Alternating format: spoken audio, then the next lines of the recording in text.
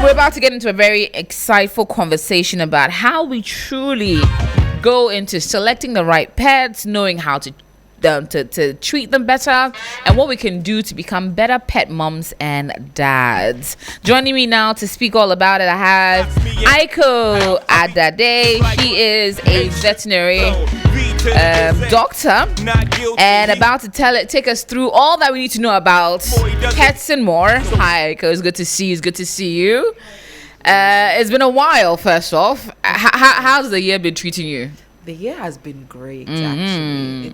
It's been a great year for me personally. Okay. Yeah. I like that. I don't want the year to end. Hey, that's what we love to hear. But let's talk about pet culture. It feels like a lot more Ghanaians are keeping pets these days than usual. Is that a right assertion to make? Oh yes, I think that's a very right assertion to make, especially because even traditionally we've had a lot of people having pets at home. Yes. I mean, in my village, Yes. when you go there, almost everyone has a dog. Yeah, exactly. At home. But when we look at the trends in the cities, we look at urbanization, we find more people tending to go into smaller family units. And so these all create that desire or the need for more companionship, and people tend to seek that in pets. Also with urbanization, people tend to seek the need for security, and they tend to find that through some pets. So I would definitely say that there's a lot more demand when it comes to pets in Ghana. Okay, absolutely. Now, choosing the right pets. Because there are a wide range of it. It's not just the bingo quote-unquote dog that we all see that are which have always been the traditional go-to dogs for Ghanaians, but now people are looking into more variety. They're looking at poodles, they're looking at big guard dogs, Alsatians, like all kinds of different kinds of pets. Some are looking at actually even exotic pets. People are keeping snakes. People are keeping, I know a friend that has a crocodile in his home. People are keeping monkeys. Yeah, I've seen a lot of monkeys, like the tiny cute monkeys. Parrots is something that tortoise is something people also keep. Cheddar has a tiger. Yeah, but we'll not go to that. Yeah. But there are quite a few options that are now popping up. People are doing little ferrets and little small animals now. I once had a squirrel actually as a pet when I was younger, and my aunt killed it, but let's not go in there. It was the most traumatic experience for me ever in my life. But what goes into the selection of a pet, and what pet is best for which home? Yeah, of course. And Sunyamiye will always have an honorable mention, because Sunyamiye has been holding us down before we knew our Caucasian shepherds and all those breeds. Yeah. Sunyamiye, you will always Our truest G. Anything you eat, they'll eat it. They don't stress, they don't fuss, and they do well. At all. Oh my goodness. But yeah, there's a lot that goes into pet selection, because different animals, even within the same species, different breeds have different levels of commitment and needs. So you can, if we take dogs for example, you can have a Sunyamiye on one hand, you can have maybe your Caucasian Shepherds on another, or your Belgian Malinois. And people tend to hear these fancy names and they want to pick pets as a symbol of status, rather than realizing that there's actually a lot of work, because there are some breeds that have a very high energy drive. If, let's say, you live alone in an apartment and you want to get a dog, you should stay away from the Malinois, stay away from the Shepherds, stay away from the Dobermans, stay away from the big dogs that require a lot of attention and a lot of energy. Because you leave home today, you go to work, you come back, and the whole apartment is destroyed. The dog is not a bad dog. It's just that they have energy. They have so much energy, and if they don't get to expend that energy doing tasks, they will redirect that energy onto your shoes and your socks and your sofa and your furniture and all of that. So when you're picking a pet, you should pick one that fits into your lifestyle. You shouldn't adapt your lifestyle to the pet, but the pet should be able to fit into your lifestyle in a way that is convenient for both you and the pet, so that nobody is left wanting at the end of the day. Me, like this, I want a snake. Huh? Yes. What? AJ, when I start living on my own, I would like a snake. Right Why? now I'm in my mother's house. So she'll fight you. Shy. Okay, why the preference for a snake? Personally, I think snakes have a lot of personality. Yes. And like I mentioned about breeds, even within the same species, there are different types of snakes. So you can have the cobra that everyone is scared of. And you can have a cute little African rock python, which is not venomous. So even if it bites you, it's only going to be a little sting. We have the really tiny snakes that are not harmful to humans and would only eat maybe mice or small insects or small rodents. So, and they are also very low maintenance. Really? A snake eats maximum once every 3 days. Yeah, they don't eat a lot. They don't eat often because it takes a long time for them to even digest their food. And they are very sedentary animals. Okay. You can leave a snake and you come back and you meet it. You come back and you meet it and he's okay with you and he's happy. And they can develop a lot of personality. Really? Well. Yes. So I would have never thought that snakes have personalities. They do. There's a snake profile I follow on Instagram. The snake is called Tofu and he has a lot. He hates carpets. So if you put him on a carpet, he hates it, but he loves like tables like these. He hates certain colors, but he likes certain colors. So snakes have a lot of personality. Really? Yeah. I would have never thought. Because dogs have and it was quite interesting when I started realizing that dogs have very animated personalities. Because you would have maybe a dog would our home dogs would give birth, and each little puppy had the most. They were relatively different from the other one, and you realize that these little rats actually have a lot of personality, and they can do whatever they want whenever they want, and it was quite interesting to see as I grew up. Yeah, it's really true. You can have a dog that is so calm. He doesn't want anyone to even touch him. And then you have dogs that are more people friendly. Even my dogs, I have 2 dogs at home right now, and one of them loves people. He loves to meet other animals, but the other one, he's very shy. It rained today. I can put both of them out. One of them, in 30 minutes, his whole body is dirty. And the other one, he hates water, rain. He doesn't want to step in the rain. It's so interesting. So when it immediately rains, I'm like, okay, you come inside. You can stay out because I know that you'll be good. Yes. You'll be good. So dogs have their own personalities. All animals have their own personalities. Yes. Some cats can be very spicy. Yes, and some can be very nice. Yeah, there's a running theory that orange cats are the ones that are the most spicy. Maybe you haven't heard it before, but I'm sure if you have an orange cat at home, you realize this one they are very different. Okay. It's very nice to know that every animal is different, and it's important to pick the right animal for your lifestyle. Don't think about, my friend, would they say that I don't have money because I have Nsunyamiye? Nsunyamiye is the one that will fit into your lifestyle. Yes. You want to go and get a dog and then in the morning. That's a cute dog.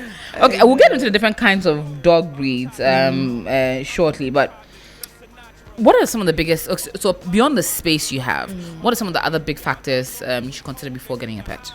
Of course, so your lifestyle is very important, like I mentioned, and also the time that you would have to dedicate towards your dog. Money is another factor that people like to ignore. And it's not to sound classist, but really, different pets, different budgets. Yes, I realized that the hard way. Look at your pockets before you wake up in the morning. Then you and your dog have. You see, you want a Shih Tzu. You don't know what the kind of price that comes with that. Okay. So now, coming to the realities. So you stated clearly about finances. What are some of the financial obligations as a pet owner that you must consider beyond their feeding? Okay, so beyond their feeding, so feeding is one. You also have to consider veterinary care. It's very important. And most of the time it happens that you may have an emergency. It's like you have a car your car is driving perfectly fine. You think that all you have to spend money on is fuel, and then one day the car just stops moving, and then you have to find a way to cater for whatever expense that might come up in the moment. So for dogs, some of those expenses might be veterinary care. For most pet owners too, you need to really invest in obedience training. Okay. Yes. What is that? So obedience training is, I have a dog. I need to make sure that my dog fits into my lifestyle and that my dog can listen to me. Obedience. Listen to whatever I say. If I tell my dog to sit, my dog should be able to sit. If I tell my dog, don't go after that person, my dog should be able to listen to me. And a common misconception about obedience training, people think that, oh, it's the dog is bad, so you need to train the animal. But sometimes it's the human beings as well. You need to know how to communicate with your animal to make sure that your animal listens to you and your animal sees you as the head of the home, the alpha. Your animal should be able to realize that you are the leader and what you say goes.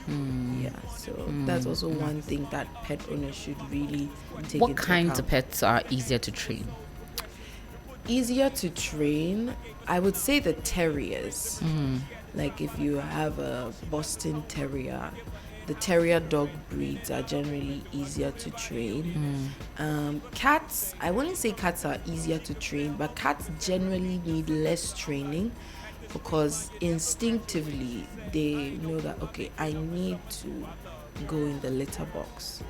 You don't need to teach a cat. You can put a litter box there, fill it with soil or litter, and the cat will go in the litter box. So there are some animals that instinctively know what to do, but generally I find that the terrier breeds are easier to train. But every animal, if the conditions are right, every animal can be trained. Okay. All right. Even a snake? Yes, even a snake. Wow. Okay. All right. Daily care routines. Too many times people don't factor in the daily care beyond just feeding them each day. Are there other things you need to factor in for a dog or for any kind of pet? Yes, some people don't even change their dog's water every day. Huh. Wow. Yeah, you need to change their water, especially if you put the water down in a bowl for them, which is fine. But water that has been sitting for more than 12 hours, you need to change it out. Yeah, there's some people with systems that can give their dog flowing water whenever they need it. I have a friend, it's mostly rabbits that use that kind of system, but he's trained his Shih Tzus to drink from a ball system. So it's like a spout, and then there's a ball at the tip. So whenever their tongue touches it, It moves then and water flows. Exactly. So he's trained his dogs to drink from that. So all he needs is to just fill it, and then every day they get fresh water. That's But amazing. yeah, so you need to change your dog's water every day. It's a non-negotiable. Change it, refill it, and Sunyamiye needs water. Thank you. Sunyamiye, by now he doesn't even have a water bowl Oh, at home. Charlie. We need to it's- do better for these dogs, breeds of ours. What breed are they? The regular Ghanaian dog. Do we have an actual name for them? Yes, so they are called the mongrel. Oh, right. So that's the breed of dogs that are found in West Africa generally. They're called a mongrel. Unfortunately, we don't have international classification. Nobody has really worked on that. Oh, Charlie. You know, every country, you have the Belgian Malinois, the Australian Shepherd, but West Africa, we've not done that. So it's a We've West not made African mongrel. Nsunyamiye proud. So it's a West African mongrel. Yeah, the mongrel, yeah. Oh, we should, Oh my goodness. we can I take love that it. up, you know. I know we could actually. Okay. People keep interesting kinds of pet like chickens, Yes. goats, sheeps, and sometimes lambs, or the mini. I think goats are kids, right? Yeah, they're kids. They view them as pets.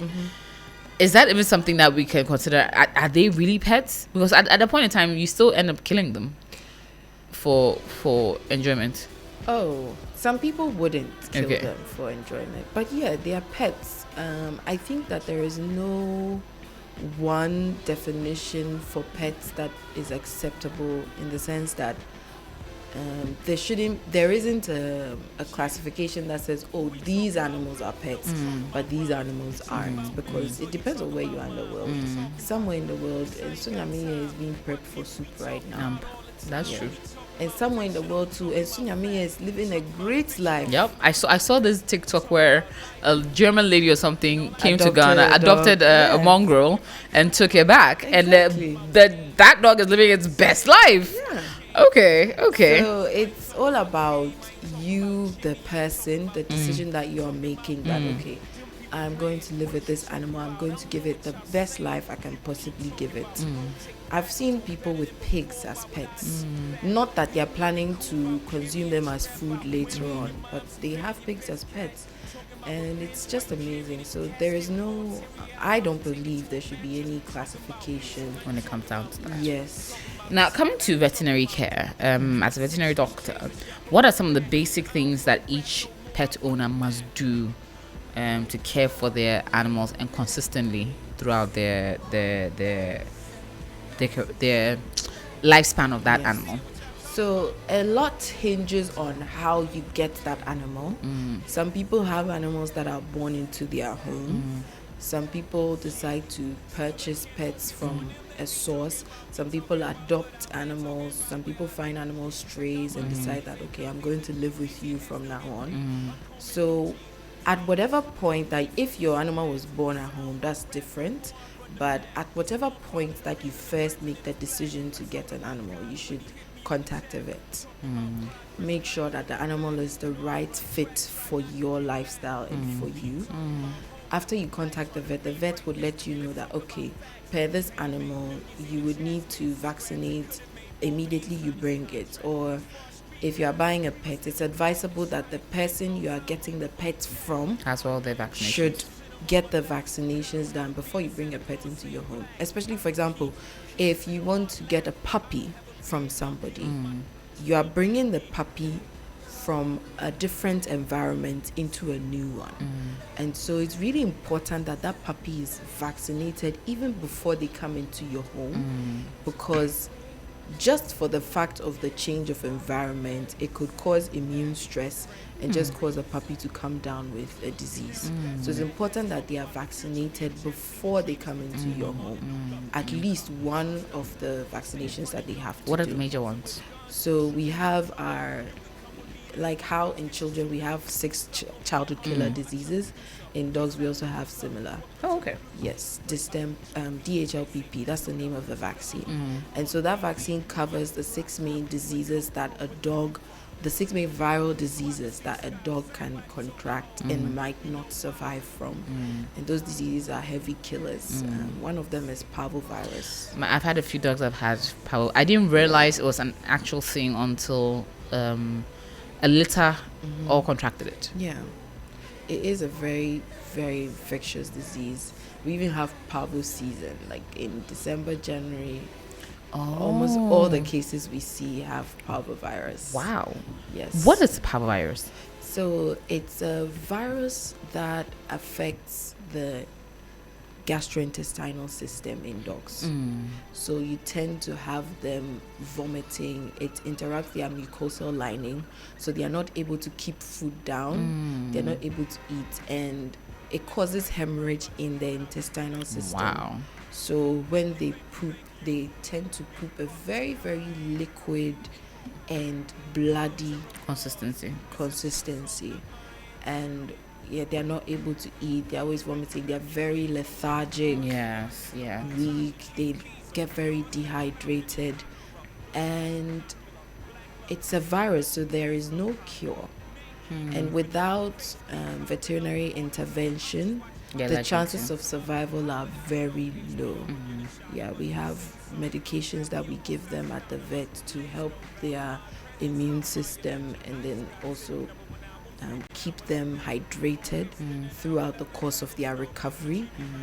but it is a very deadly disease, and it can be vaccinated against. So what is it in the air? Is it in homes? Like how do people contract it? So How do dogs contract it? Parvovirus is transmitted through stool. Okay. So the virus, if a dog has parvo and the dog goes potty, the virus is found in the stool. So if another dog interacts with it. Exactly. So the virus settles in the ground, and then if another dog comes and then maybe digs or just is in the environment and they ingest it, so it's transmitted through the fecal oral route. So if they ingest it and then there's sheds of the virus in there, then it enters their body, replicates inside, and then they come down with the infection. But it's mostly puppies that are very susceptible. To the older parvovirus. dogs or dogs that have been vaccinated Are tend able to be overcome, less susceptible susceptible. to. Yeah. Okay. So you have to do your regular vaccinations Yes. on those elements. Yes. And then ensure that your dog is always, so it's like constant vaccination all throughout their So for puppies, it's every 2 weeks until they are a certain age, and then after that, it's every year. Okay. And then for adults, it's every year. Okay. Cats too, we have vaccinations that we do for them: distemper, and then rabies. Okay, amazing. Now, pet nutrition. So for certain dogs like the mongrels, I mean, they eat everything. Yes. But it's not every dog that eats everything. I mean, even so, like chocolate is even dangerous to certain dogs and stuff. So what are some of the things that we eat that we can't give our dogs? So one thing that a lot of people don't realize is that onions and garlic are very toxic to dogs What? and cats. What? Yes, onions and garlic. So you think you are feeding your dog your house food, you're not helping your dog actually. So onions and garlic, stay away Wow. for your dogs. Yes. Okay. It can be very toxic to them, especially in high or prolonged doses. So it's important to keep them away from onions and garlic. Yes. Another thing that is really toxic to dogs is xylitol. What's that? So xylitol is a sweetener that is found in chewing gum or like any minty toffee. Mostly they use xylitol. Chances are any chewing gum you buy on the street has xylitol in it. And it's very toxic to dogs. It causes extreme symptoms like you'd have hemorrhage and all of that. So it's important to stay away. Another thing is people tend to use rat poison in their houses a lot for some reason. Because they want to prevent. Yeah, but you have and a the dog can eat it at any point. Oh my goodness! Any animal can eat it. Yes. Don't forget that. You have other animals at home, especially if you have other animals at home, you should avoid those kinds of poisonous ways of items. Eradicating rodents. So those also cause a lot of hemorrhage. We have some animals coming in who have ingested a lot, and it becomes a very sad situation. Wow. Yeah. Wow. All right, there's a lot of things that I don't think people really acknowledge or realize that they're actually causing harm to their dogs. So recommended is always dog food. Yes, it's recommended. Some people think that, I'm cooking my dog food. When you ask them the food they are cooking, they'll tell you, rice and chicken. It's not a bad thing, but don't forget that there are a lot of nutrients and vitamins that are not found in rice and chicken.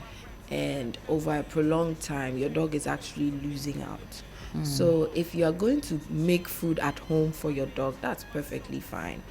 But make sure you do the right research to make sure that all the nutrients that are supposed to be in the food are in the food.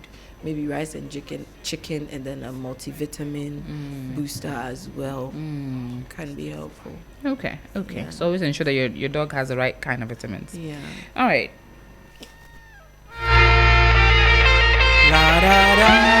Now, coming to the Ghanaian way of sometimes abandoning pets, you see a lot of dogs walking the street because their owners abandoned them at some point. Either they felt it was too much of a handful, or they ran out of the means to take care of them. They literally just let them go. How do we... Is there a way to curb this? Is there a way we can manage this? Is there a way, as dog owners, you now have to...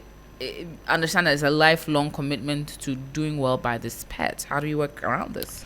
Of course, we see it a lot. Sometimes the animals that we even think are strays, they have homes. But they have homes. Somebody who would say, "Oh, I'm taking my dog for training." But they don't realize that they need to be a part of the training. Exactly. Because when they train and then you are the one that is not the one they respond to the orders, it's cause 90. Exactly. So you tend to find a lot of pet parents that are not able to exercise that dominance over their pets. And so they're like, the training didn't work. But they needed to be there for the training. You are the one who actually needs to be trained. There's a school of thought that says that we don't train animals, we only train the owners. The animals just get free treats along the way. I actually quite agree. All right, so if someone is listening now and is thinking of getting a pet, what is the biggest piece of advice you give that person? Do your research. Do a lot of research, not just Google research, but if you know people who have the kind of pets that you want, it's always best to ask them, like, what are your experiences? Maybe if you might not know someone personally, you can find someone on the internet. I mean, the internet is a great place nowadays. Absolutely. Someone might have a YouTube channel about their pet, or someone might be on social media about their pet. Find out what exactly goes on in the care of this animal, and do you think that it's a good fit for me? And it will save us a lot of stress, a lot of mismatching when it comes to pet ownership in Ghana. Is veterinary care expensive? Yes. Thank you for your honesty on that one. But it's something that is necessary. It is. Else your pets will not get the lifestyle or the life they need. It is. It's so very necessary. Always put some small money down for the vets. Because big money down. Some big money down. You can do small until you get the pets, and then you know that at least as you are looking to buy the pet or get the pet or adopt the pet, make sure you have the money for the vets to also put down. Aiko, thank you so much for coming through. Always an amazing time having you here. Are you doing any? There was a dog show you did, a pet show you did the last time. Is it coming back this year? Yes, it is. Yay! In November. So you come back and tell us more about it. This is definitely it is Aiko Adade. She is a veterinary doctor, making sure that all of us who are pet mums, pet dads, potential pet mums, pet dads, are always ensuring that our pets are well taken care of. Now, social media and how we can get interactive with you for someone who's listening who needs help with their pets. Okay, so my socials are Aiko Adade, AIKOADADE, Instagram, Facebook, TikTok, Snapchat, anywhere you can find me. If you need veterinary care, I work at the La Veterinary Hospital. Just put it on Google Maps. Our phone number is there. You can call, and we'll be glad to provide you with the care that you need. Amazing. What is Pampered Pets?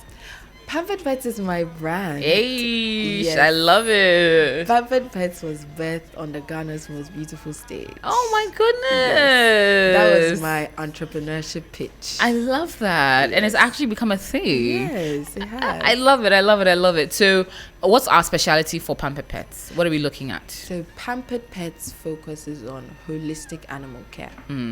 Anything to do with animal care, not necessarily just veterinary care, but the care that an animal needs to keep them out of the vet. That's what Pampered Pets aims to do. So anything to do with food, treats, medication, care when it comes to maybe if you're traveling and you need a place to keep your pet for. Is that something that is an option now? Yes, that's something I do. I love that. So if you have like 2 weeks out of town, or a week out of town, a vacation, you reach out to Pampered Pets and you can actually drop off your. It's like a pet hotel. I love it. Oh my god.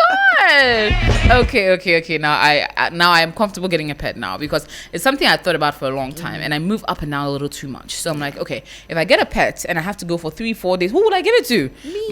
Now I know I'll bring it to Pampered Pets. Thank you so much for that. And how can we on social media? It's Pampered Pets. Yes, Pampered Pets GH. Pampered Pets GH. Thank you so much, Aiko, for coming through.